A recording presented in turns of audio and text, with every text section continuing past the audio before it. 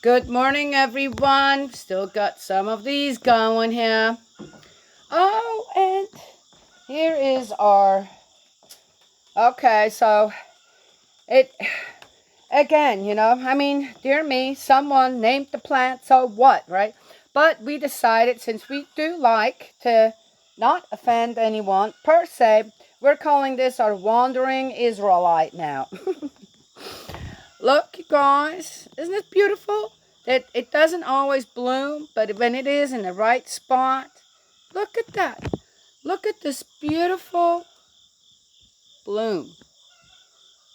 Huh? Huh? Yes. Yeah, it's called a wandering or a purple Israelite. Kind of cool. All right. Maddie, you ready to go? Of course, always. Here's Burley. I can hear Bo and Jake out there. Chapter 6, I think that's, I'm getting mixed up with the chapters now. This chapter 6, part 2, Principles of Love.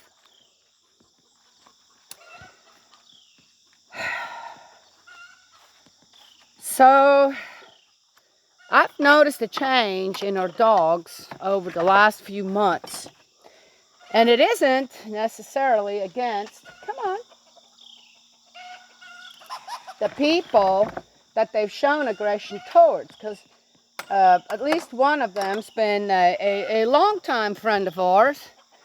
And it was odd that both of our big dogs, Bo and Jake, it's almost like they're scanning all the visitors that come here. And they scan them, and then when they're done scanning, their behavior changes. On one instance, a friend brought in a car load of people. He's the only one that got out. He just needed some manure. And I said, well, yeah, I'll get you some. And then, oh, there's a cricket. Hi. And then, keep your mind together there, girl.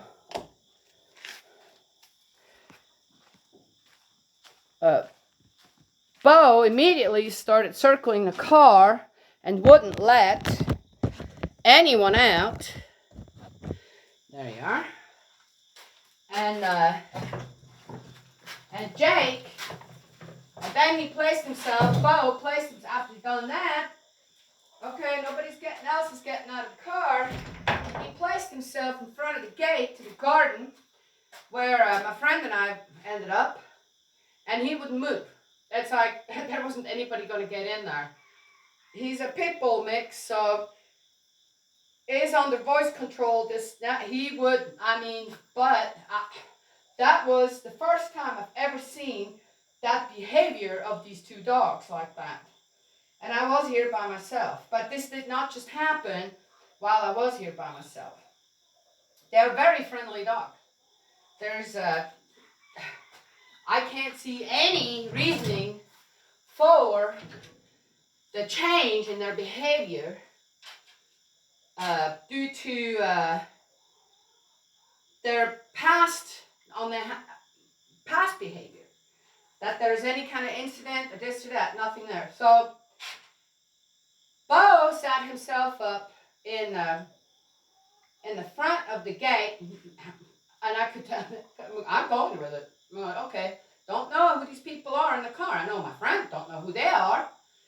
And so I kind of went with the dogs, and then our German Shepherd, Jake, stayed right with me.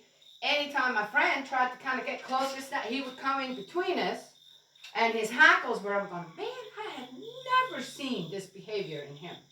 That started a few months ago. Never seen this. What is going on here?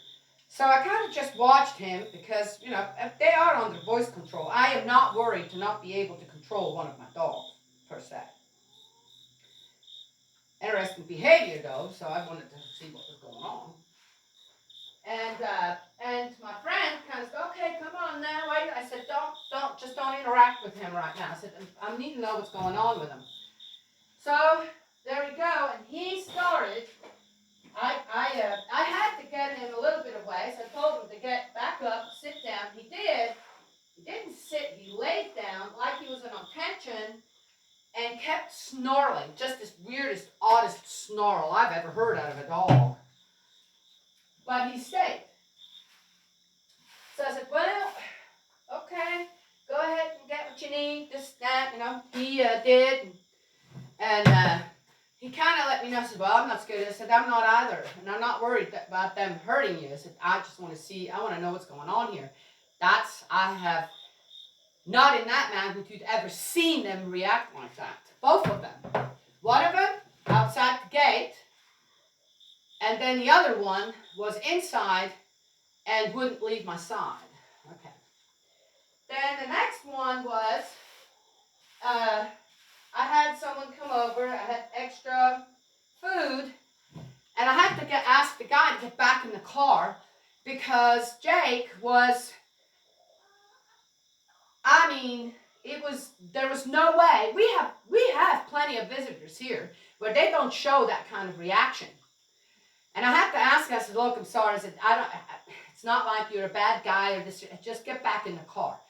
He's doing something, I'm not sure what it is. Okay, well, the age of the dog, well, Bo is 6, and Bo has not shown any kind of behavior like that particular either, yet there it was as well. What Bo did, now this time they switched. Jake stayed outside, wouldn't let the guy get out of the car. I had to restrain him and put him somewhere where he couldn't be a part of any of it at all. But Bo went straight in the house on his favorite chair, and I said, you need to get out in the garden too. I need to lock you out. And he's like, no, I'll behave, but I'm not getting out of the house. Interesting. And he did. He stayed right there. As I said, we have our dogs under control if that is needed, yet I wanted to see what the heck's going on. Well, there is a lot of unrest going on out there.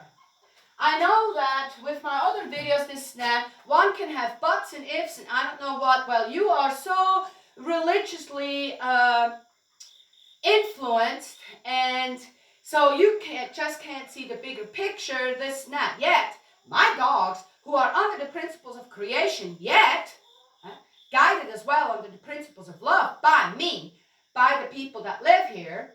Bo is my sissy-in-law's dog. They know something's going on out there. Something is going on out there that is endangering not just their environment, my environment. Right? You see? How does that work? People like to separate religion and science, and you cannot do that.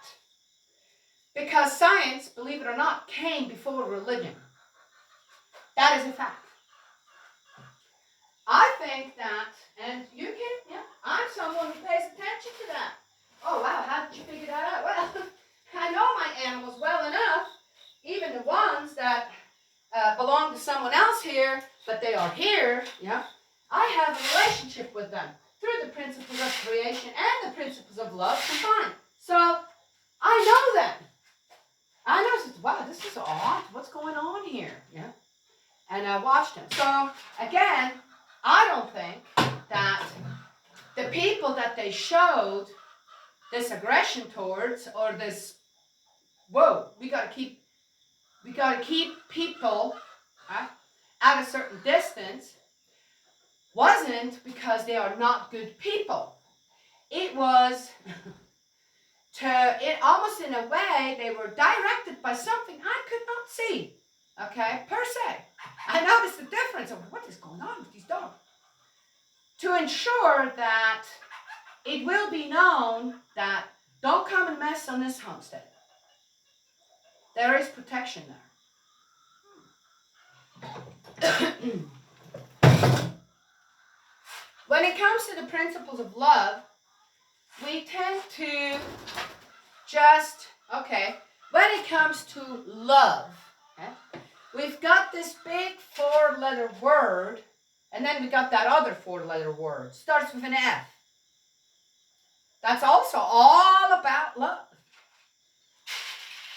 And I think that the environment that you have erected around you will reflect on how well you will be protected in the long run with a lot of things that are really going haywire out there in the world right now. Oh yeah, but you want to believe this. Well, I'm here. I'm not. What am I doing? I'm just here making videos. Trying to kind of give a little guidance to people out there. While you put all your eggs in that one basket where medication and all these diagnoses of how sick you are and the head this now there's some serious stuff going on out there, okay? I'm talking about everything suddenly, every word and every action suddenly has a diagnosis now, especially in children. Then you grow up like that, and of course, yes. So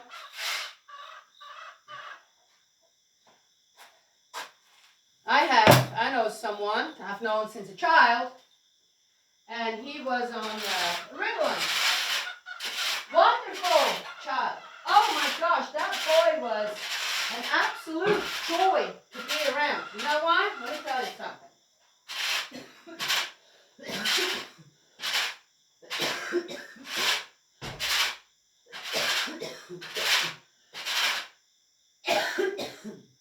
He'd come, he would be here. Little guy, 5, 6, 7 years old. He loved bugs. He loved anything out there. He wasn't too big on the interaction with the bigger animals or this or that, but anything else out there was a go.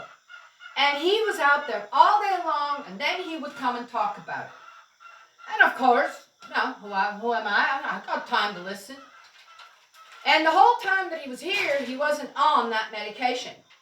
Didn't needed it. I didn't see, I wasn't the one who said don't take it, by the way. He's here and he's doing this. So he might have been a little bit older than that, 10, 11. And then as soon as he was back, so he spent several weeks here, just fine, off the medication. Because he was diagnosed as being ADHD. Can't concentrate. Are you kidding me? He could concentrate just fine on a pile of ants for a long time. And then other things, this thing. So I could see the intelligence that a child like that has that can focus so well on something, that finds joy in the environment that it is, and that opens up that bud kind of thing. Well, as soon as he got back, this step put him back on because he can't concentrate in school. Okay, all right. Well, yeah, that's when you put everyone in one little box that everybody has to fit in.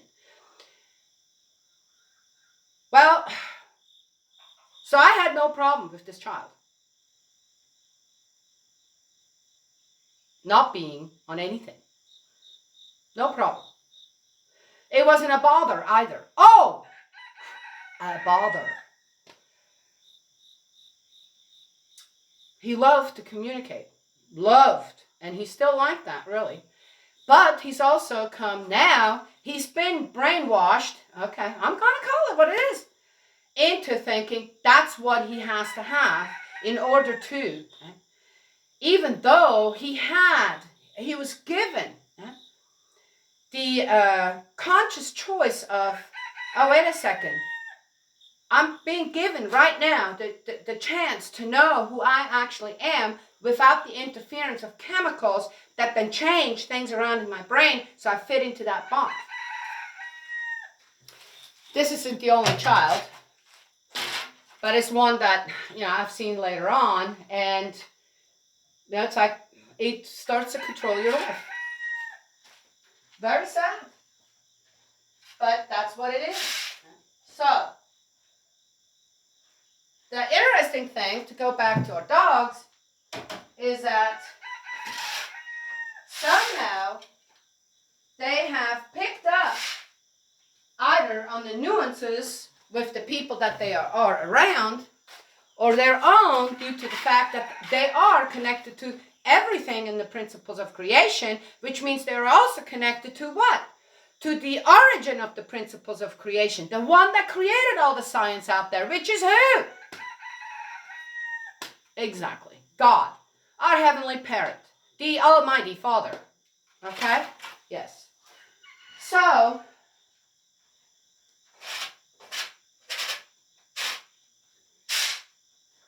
even though what could go wrong here, the precautions are already taken where the animals that we have here are on high alert. And here's the thing, it isn't just with when people come here in cars or walking in or something, they are on high alert on everything out there. I've noticed that in about the last 4, 5, 6 months, they are on high alert. It's as if their senses in the principles of creation on how they are created on to do what, right?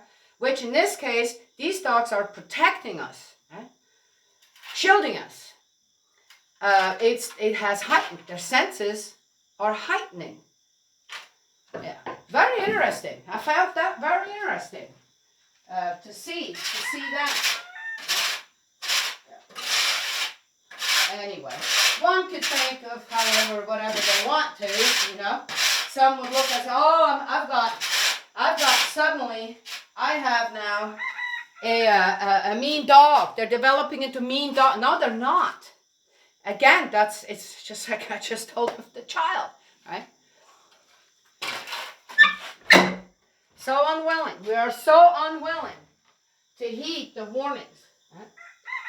I believe that child had a great path if it would have been more closely watched as snap, he would have made a great scientist of some sort, entomologist or something, which is very important. Right? We're losing the bees, people say. We're losing certain other things that aren't quite right anymore. Entomology is one of those, we lost one. Due to what? That is really sad, isn't it? Due to the fact that we think as human beings in the principles of love that we need to take control over everything, change things, well, and if there is the slightest of whatever, then we need to go with that and accept that, and I don't know what. When it comes to abnormalities, then we're missing out on what we actually should concentrate on. Which is what?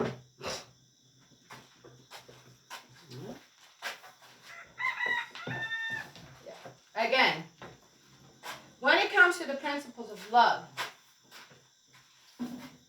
is it directed towards the principles of creation, animals and plants, our surroundings, or human beings? We tend to decide on what the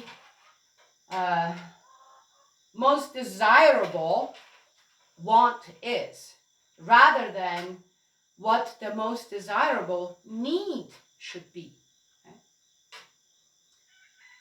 If you have a child that kind of doesn't fit the norm, then how about adjusting to the needs of your child per se? Is it a need? Is that just how your child is?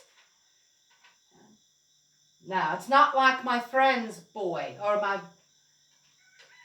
my sister's daughter. I need them to be that way and that way, not their own way. Okay. Seriously?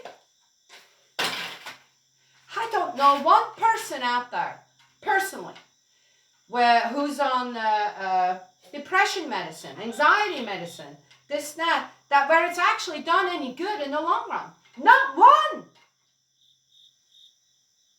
Not one.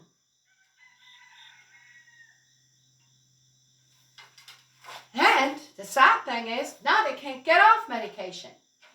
If they do, they feel it immediately. What kind of slavery is that? To become a slave to a drug out there. Yeah. Oh, but yes, I get it. There are extreme cases of breakdowns. I get it. But most people out there aren't like that. They're not. Who is your worst enemy? Yeah. Your own worst enemy is you. Always. It always goes back to that. Yeah. What I found is when you work together, when the principles of love work together, I've got to get going here, with the principles of creation, I've never seen two dogs act like that together. They are not trained.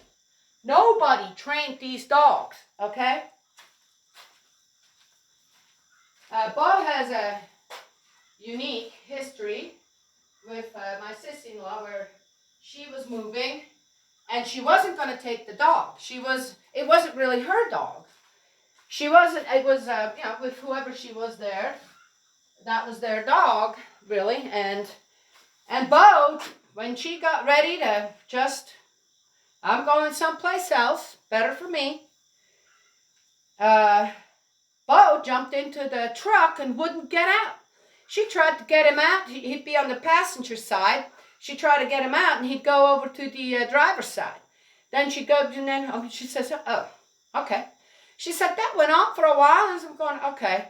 Obviously, I need to take this dog. I am so happy she did. Best thing ever. Okay, I've got, gosh, did I put that much stuff in yesterday? Let's give him a little bit more. There, okay. So, then Jake was in a setting where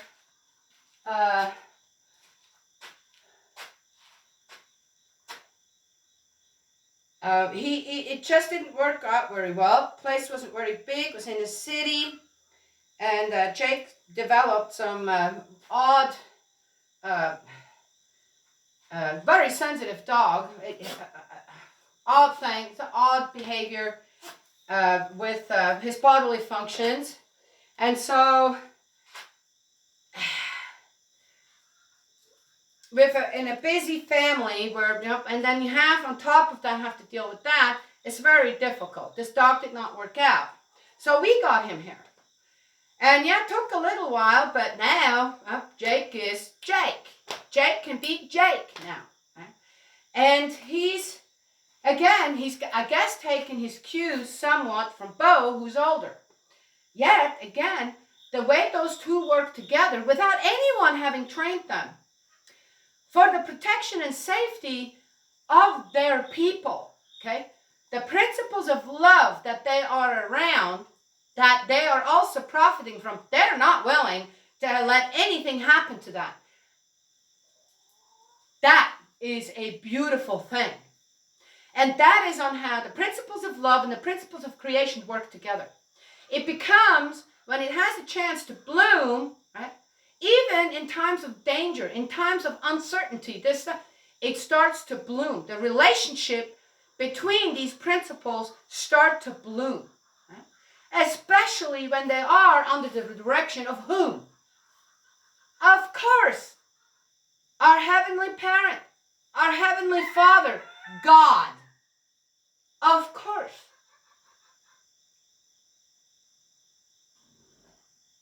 Is there anything better than that? No. Well, it's the same thing when it comes to the unity between the principles of creation, which is a newborn child, then growing, and the parents, who are the principles of love in that part of the principles of creation that's still growing, right? We call that the first period, the growth period. The growth period of a human is primarily under the principles of creation, yet guided by what else? Yes, see? Now, if that actually really happens between parents and children, guess what? You're not going to worry about your child being this or that or this. And then have someone who has no connection to your child at all in any way, neither in the principles of creation or the principles of love, make decisions that then later on the child cannot even get away from. You see? Is that really so difficult to understand? Then again, I'm not talking about extreme circumstances where a child needs a bone marrow transplant, or a new heart or lungs or something else to keep it alive, going. Hopefully, it can continue its growth. I'm not talking about that. Okay? Now, how about children who their faculties here aren't all there? You sure? Are you sure? Let me tell you something. There is something about the principles of love and the principles of creation when they combine in these gray areas where we're supposed to restore these children. These children bring us back to what the principles of love actually are. Any parent out there who has a child that supposedly has deficiencies when it comes to mental, physical, this, that, right, is God's trying to teach us back to, look, you've got the pure form here, right, on how you can't corrupt that. You cannot corrupt that because it doesn't respond to corruption. It doesn't respond to lies. It responds to one thing, and that is hurt. And it responds sometimes very violently to that. Yeah, people don't want to see it like that, right? Oh, these are just, this is because of chromosome this, then, well, why is that? That imbalance had to start somewhere as well. Well, I'm just saying, anyone that has a child out there, okay, that is considered disabled, considered mentally not all there, you remember to teach people out there what a blessing it is for anyone else out there to be around your child. Because that child has been given to you to raise and care for. Yes, and some do an amazing job, and some fail at it bitterly. Because it's so hard. Why? Why is it so hard? Because you don't understand that you are too a part of the restoration process in that way. To just raise a child like that. To continue to raise it until its time is up. Sometimes children like that don't live that long. But they have so much to give us and teach us when it comes to the pure principles of love. You know, people should pay more attention on how the world around us works with the guidance that we are getting in so many different ways to find back to our original selves. It shouldn't be so hard. It shouldn't be such a difficult thing. It shouldn't yet. Yes. How to. I'll give this as a last example on how we do not need to be out there with weapons of destruction. I can't help it if the governments do what the governments do. So be it, right? All I can hope for is that when they start shooting at each other, I won't be in the way. Well, if I am, so be it. Right? I've done my best. You know?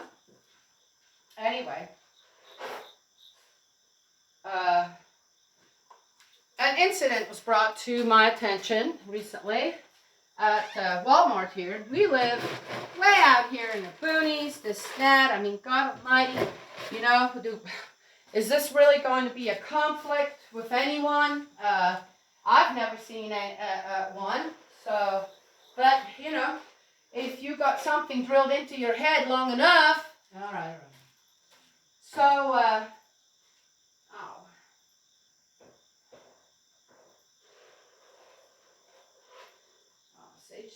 eating very well. Sage's very, very old.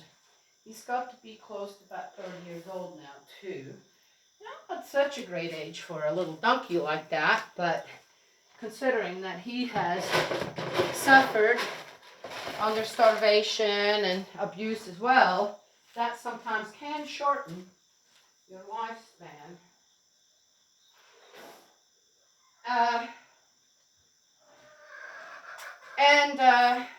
At Walmart here, and there were two guys, two teenagers, cruising around on very irresponsibly and somewhat destructive around the Walmart with two carts.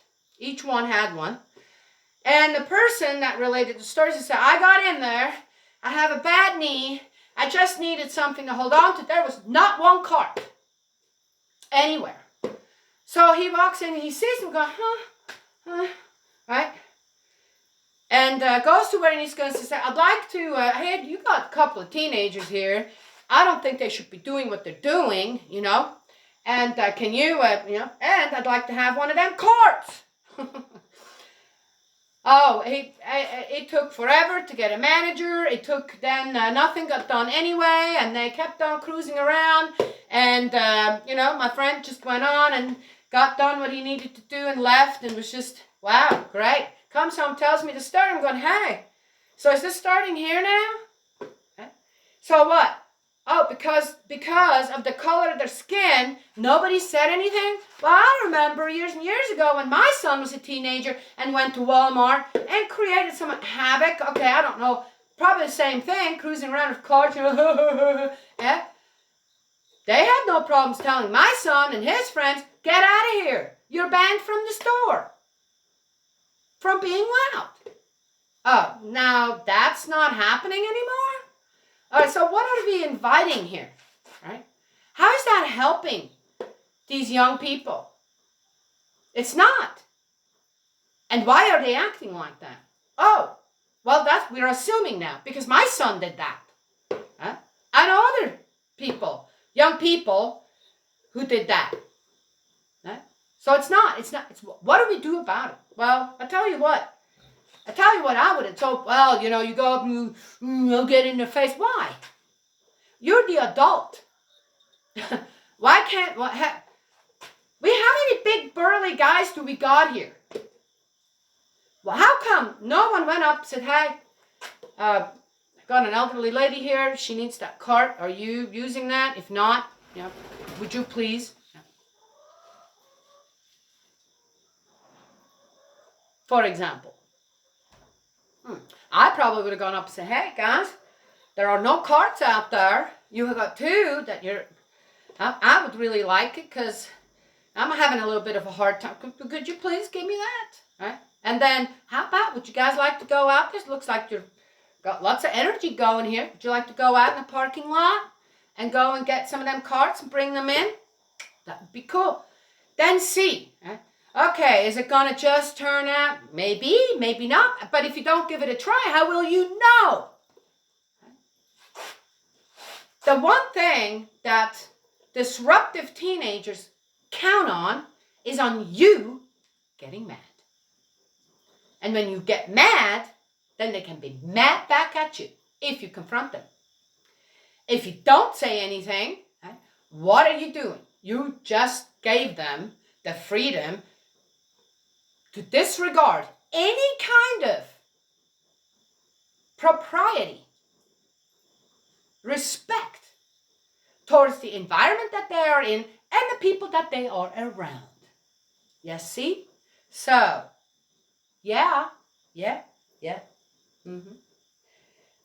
My friend Nancy says, Danielle, it's not nip in the butt. It's a nip in the bud. Oh, okay. I don't know. I wouldn't nip a bud. Why would I do that? It won't even be able to bloom. But a nip in the butt? Ooh. That might give someone a little jolt going, oh. Oops. Yes. Okay. Yes, good idea. Okay. Or they'll leave. Oh, that didn't work here. What's wrong with that? Yeah. Okay. So we need to, we can yip yap and holler all we want about the people out there causing havoc, but the other thing is, okay, what is our behavior? Again, what is our behavior towards young children? What is our behavior towards unborn children? What is our behavior towards children who don't quite fit the box? Don't quite fit your lifestyle. Your lifestyle. And then what do parents do to make sure their child fits into their lifestyle rather than the other way around? I said, well, I've seen one time. You don't adjust to your child. You make sure your child adjusts to you. I'm going, whoa, okay then. Wow, that is, who the heck came up with that? Basically, someone just told parents, fight a war between the principles of creation, can't defend themselves, they just go by instinct, and the principles of love. Who can do what? Woo! Oppress. Woo! Hurt you. Woo! Make you. Woo! For no more apparent reason than you can. No learning process going on there. No. Just to fit your lifestyle. That's a weird one. That's wrong way around, people. Okay. Anyway.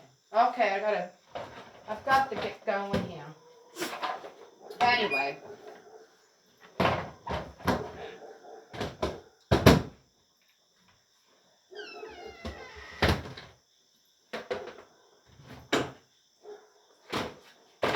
I think the main thing I want to say with this video is beware when you get pulled into someone else's scheme or your own scheme on how to view something, how to protect something, on how to accept protection and how to give protection, per se, in dire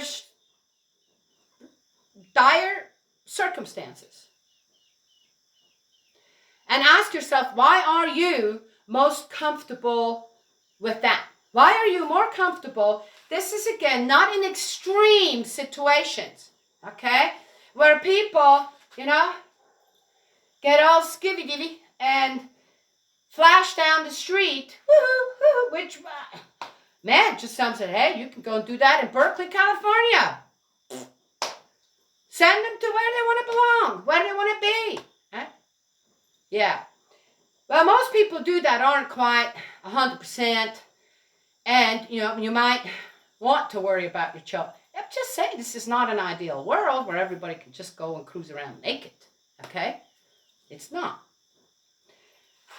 So extreme cases, of course, that's a bit different.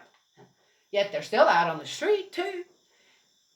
But if you're just masking, instead of facing, and that can be rough and hard.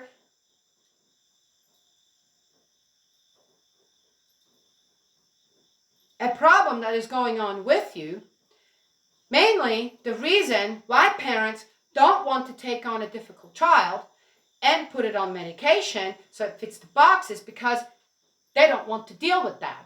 Deal with what? Your own child? The possibilities of greatness in your own child? Again, that's a weird one. Where did this all come from? Or instead of, wow, I have a possibility. There is a fear here. There is this here. There's that. I have a possibility with help, from a therapist or whatever, to figure out what's going on with me. Maybe sometimes if you actually talk to a therapist and then talk to a pastor or reverend, someone that you feel, I can, that makes that, and then combine the two, you might find your problem or what caused where you are at, even though it has nothing really to do with it, physically and spiritually. If you combine it, suddenly you find the way to healing instead of having to rely on medication for the rest of your life. A simple one, diabetes 2. All food induced.